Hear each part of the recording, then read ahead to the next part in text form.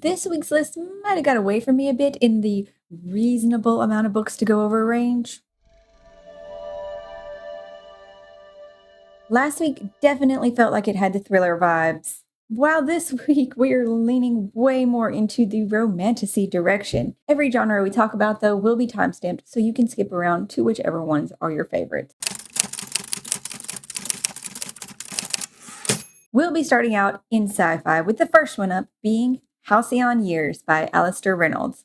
This one also it's a sci-fi space exploration detective feel to it, because you are following private investigator Yuri Gregorian, who picks up small cases for his local community, runs into trouble with the local police, and generally ekes out a living the best he can. He's aboard the Halcyon, a starship hurtling through space, carrying thousands of passengers with thousands more sleeping the journey away. And he's hired by a mysterious woman called Ruby Red to look into the death of one of Halcyon's most elite families, and then warned off the case again by a second mysterious woman called Ruby Blue. It sounds intriguing, and been wanting to try this author's works. Then a sci-fi thriller thing. It's also going to tug on some nostalgia for some of us. Head Cleaner by David James Keaton. The last Blockbuster video store in the United States is hanging on by a thread. And after a crazy night attempting to track down a lost VCR rental to collect the record-setting and internet-famous late fee, three employees, idealistic Eva, cinephile Jerry, and their tyrannical manager Randy, discover that this machine may actually have the power to change the endings of popular films, which, depending on the historical basis of the film, might also be changing the real world around them. Or it could just be an elaborate, increasingly deadly prank. And it said something about there's a last girl or final girl aspect somewhere in there too. I'm like, all right. Aren't you different sounding? Moving into fantasy, we have Ballad of the Bone Road by A.C. Wise. In the glittering city of Port Astor, where fey roads crisscross human highways and ghosts whisper to the living, nothing is ever as it seems. Port Astor is a city of ghosts. Once home to the beautiful, brutal courts of the Fae, 40 years ago they vanished without explanation, and Port Astor decided to forget. Briggs and Bellfeather are paranormal investigators working to keep Port Astor's wraiths and specters from consuming the city.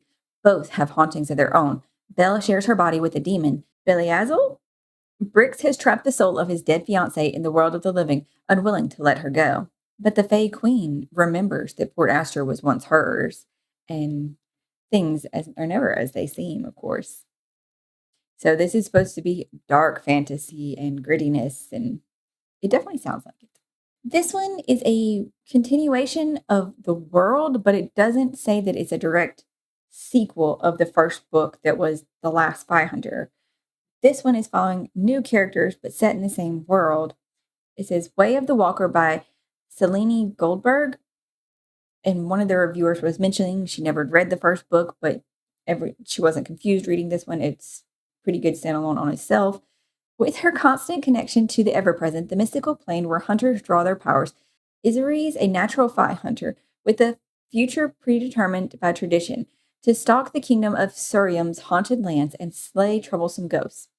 Elsewhere, the famed Storm Prince Tanyang has one desire, death or glory. Grappling with a fading legacy and a mystery illness, his ambition drives him on a mission to capture a brutal rebel leader known for leaving horrific massacres in their wake. Sorry, I butchered those names. Can decide on how I wanted to say it. There's definitely more, of course, to the description, but since I'm still not sure how it connects to the other one, best not. Then we have the start of the Loyal Opposition trilogy and adventure fantasy, Sister Savangard and the Not Quite Dead by K.J. Parker. Not even the Church of the Invincible Sun is invincible, and someone has to do its dirty work. Enter Sister Savangard and her accompanying priest, both first-rate practitioners. Their mission is simple, to make a meddlesome princess disappear permanently. To get to her, they must attend the legendary Ecumenical Council, the once-in-a-century convening of the greatest spiritual minds the world has to offer. But when they arrive, they find instead of a den of villainy that would make the most hardened criminal blush. I missaid that. When they arrive, they find instead a den of villainy, not instead of. Then we have the sequel to Shape a Dragon's Breath is To Ride a Rising Storm by Monquil Blackgoose. The first book said, the remote island of Masquanpa has not seen a dragon in many generations. until 15-year-old Inquise finds a dragon's egg and bonds with its hatchling. Her people are delighted, for all remember the tales of the days when dragons lived among them and danced away the storms of autumn, enabling the people to thrive. To them, Anquise is revered as a person in a unique relationship with the dragon. The sequel book of all the events that transpired, I have not read the first book, but I know it was pretty well regarded, and it is more of an indigenous tale. A similar one, oh, I'm not as sure about this one that it is a start of a new series, We Who Have No Gods by Liza Anderson. It's the first of the Archon Order, which has fantasy and a bit of gothic fiction and a bit of dark academia as well. Vic Wood has her priorities, scrape by on her restaurant wages, take care of her younger brother Henry, and forget their mother ever existed. But Vic's careful life crumbles when she discovers that their long missing mother belonged to the Archon Order, a secret society of witches tasked with keeping the dead at bay. What's worse, Henry inherited their mother's magical abilities, while Vic did not, and he has been chosen as the Order's new recruit. As she makes both enemies and allies in this mysterious realm, Vic becomes caught between the dark forces at play, with her mother at the heart of it all. So there's definitely things going on with this one. The Romantasies. We'll start with Silver and Blood by Jesse McHale. The cover for this one, I immediately thought of what was it, Booing the Witch Queen from last year? Like the coloring, all of it. I was like, oh, is this a sequel? It is not. It is his own story. So that is so as so many are Beauty and the Beast inspired, and we'll see how it goes. There's something in the woods. When a vicious beast begins attacking her fellow villagers, Ryla reluctantly agrees to enter the forbidden forest and kill the monster as she's the only mage available, or so she thought. Untrained and barely armed, Ryla is quickly overwhelmed when one beast turns into two. She fears her death is at hand until an unexpected arrival of a sacred, scarred, strikingly handsome man with gleaming moonlight magic changes her fate and provides a rare opportunity to learn more about her own fickle power. And of course, they will fall in love and whatnots. And I have heard, like all the reviews, it says like lots and lots of chili peppers. The one that is the sequel that I thought the last book was part of the series is Enchanting the Fae Queen by Stephanie Burgess. This is the second one in the Queens of Villainy series, but it is its own standalone story, as so many of these types of worlds and series are. So you're following new people. Queen Lorelei is a notorious fae seductress with a trail of broken hearts in her wake.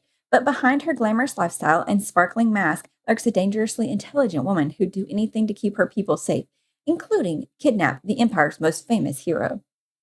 The virtuous High General Gerald de Morel represents all that is moral and true. They're opposites in every way, but when they're swept up together in a grand and deadly Fae tournament, they discover all of each other's most hidden truths and how perfectly they might be suited for each other after all. So this sounds more interesting than I thought it would. I still actually do want to try the first book as well because I'm curious about some of the details from that one. The start of the Three Bellows trilogy is A Dance with Death by Amanda Linsmeyer, and this is a combination retelling of two different tales. Corliss Bell would do anything to bring her older sister Averin back to life. She'd give up her dreams of being a professional ballerina. She'd resign herself to never leaving the small seaside town of the Pins? Hell, she'd even make a deal with the demon. After all, demons are masters of death. So when a town mystic tells Corliss there's a demon living nearby who may be the key in returning Averin to life, she's emboldened by the idea of getting her beloved sister back. Corliss sneaks into the demon's dilapidated mansion to beg for his help. But instead of finding him, she discovers a pair of enchanted red ballet slippers and steals them. So, of course, the demon hunts her down to get his possession back. But her and the slippers are kind of connected now or something. And so he can't. So he steals her instead and forces her to dance for him every night. And somehow she gets him to do what she wants. Our next one follows more gods and mortals. The Wolf and the Crown of Blood by Elizabeth May, part of the first of the Broken Accords series. Bryony de Valiant was born to die, again and again. In Vartina, royal blood is the currency of peace, with every monarch sacrificed and resurrected to appease the gods. But when rebellion stirs, the God King sends his deadliest weapon to restore order, an immortal assassin known only as the Wolf. When forbidden desire burns between the assassin and the sacrificial princess, their connection threatens the fragile boundary between gods and mortals. And when that boundary shatters, empires crumble. Because when gods fall in love with mortals, mortals are always the ones to break. Our last romantasy is also a retelling, but this is of a 12th century story that I've actually never heard of before. Which that's kind of cool that we're getting something else than what all the other ones sound like. That not that they're bad, but this one, just reading it was like emotional. Just reading the description, like, oh my gosh, this story is probably going to bring me to tears. The Wolf and His King by Finn Longman. The wolf sickness strikes, always without warning, stealing Bisclarvant's body and confusing his mind. Since boyhood, he hasn't dared leave his isolated holdings, not to beg for the return of his father's lost estate, not to seek brotherhood among the court, not even to win the knighthood he yearns for.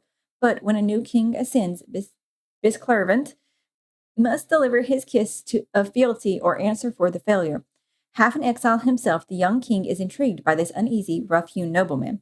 Battling depression and grief, the king stands alone to face the greatest threats to his kingdom, with only duty to his people between him and ruin, duty, and the steadfast loyalty of the strangest wolf. I'm sorry I missaid that name really horribly. Hopefully that did not distract you from the brief bit of this description. Like I took bits of it without the whole thing, because reading the whole thing would be, oh my gosh.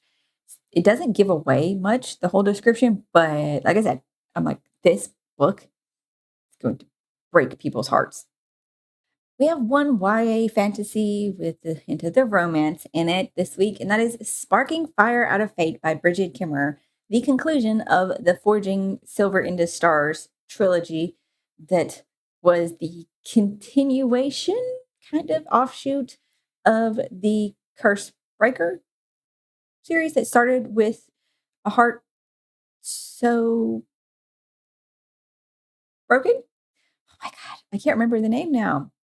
You're still in the same world. This trilogy follows three new characters as they are navigating, finding about their own magic, their own personal feelings, and going between these two nations who are hostile and a general population who kind of want there to be no magic. And you're also greatly intertwined with the original trio of characters from the first set of books. So that was pretty cool. Still getting to see them in the new set, except I kind of don't like where she went with some of the things with those characters. Then our fictions for the week. We start with Visual by George Saunders. Not for the first time, Jill Doll Blaine finds herself hurtling toward Earth, reconstituting as she falls right down to her favorite black pumps. She plummets towards her newest charge, yet another soul she must usher into the afterlife, and lands headfirst in the circular drive of his ornate mansion. She has performed this sacred duty 343 times since her own death. Her charges, as a rule, have been greatly comforted in their final moments. But this charge, she soon discovers, isn't like the others. He's some sort of tycoon, I think. So he has no regrets about his life, even if it wasn't possibly the best life. Hello, Buddy. Then we have I Will Kill Your Imaginary Friend for $200 by Robert Brockway. To bright and anxious 8-year-old Kay Washington, the worst thing in the world is being alone with the quiet. That's why Eddie Video makes the perfect imaginary friend. He's smart, he's loud, he loves pulling pranks, and he's always there to chase away the silence. To mid-40s, down on his luck Ivan, the worst thing in the world happened when he lost his imaginary friend. Now, cursed with the ability to see everyone else's, Ivan makes a living by killing the imaginary friends of adults who couldn't let go. But when one of Eddie Video's pranks goes too far, Ivan agrees to make an exception and help Kay. Finally, we end on thrillers this week. The first up is Dear Debbie by Frida McFadden. Sometimes enough is enough. Debbie Mullen is losing it. For years, she has compiled all of her best advice into her column, Dear Debbie, where the wives of New England come for sympathy and neighborly advice. Or at least she did. She's recently lost her job. Thinks something's going on with her teenage daughters, as they're not acting right, and is definitely thinks something's going on with her husband due to the tracking app she installed on his phone. And everything's getting pushed just a bit too far. So now she's going to take her own advice, whichever that means. finally is Paper Cut by Rachel Taff. Lucy Golden is a true crime icon, infamous for the murder she committed while escaping a California cult 20 years ago. But as everyone in Los Angeles knows, fame is fleeting, and Lucy and her story are always just one news cycle away from obscurity. Not to mention, she's fending off a stalker and moderating an icy feud between her acclaimed photographer mother and her scandalous rock star sister. Worst of all, online trolls are asking increasingly threatening questions about the legendary crime, questions that could tear her life apart. And now apparently they're going to be making a documentary or something about it. But she's okay with that. She wants to finally get her truth out there. So she signs off on that, and everything starts going wrong when they visit the California desert where it all went down. And that's the end of this week's list. Maybe you found one that you want to pick up and enjoy, or if you know of any other ones coming out, you can drop them in the comments down below. I would love to know, though, what you guys are looking forward to picking up. And if you enjoyed this one, maybe you'll give it a thumbs up and hit the subscribe button if you haven't. I just hope you're finding something great to read this week, and then I will see you in the next one.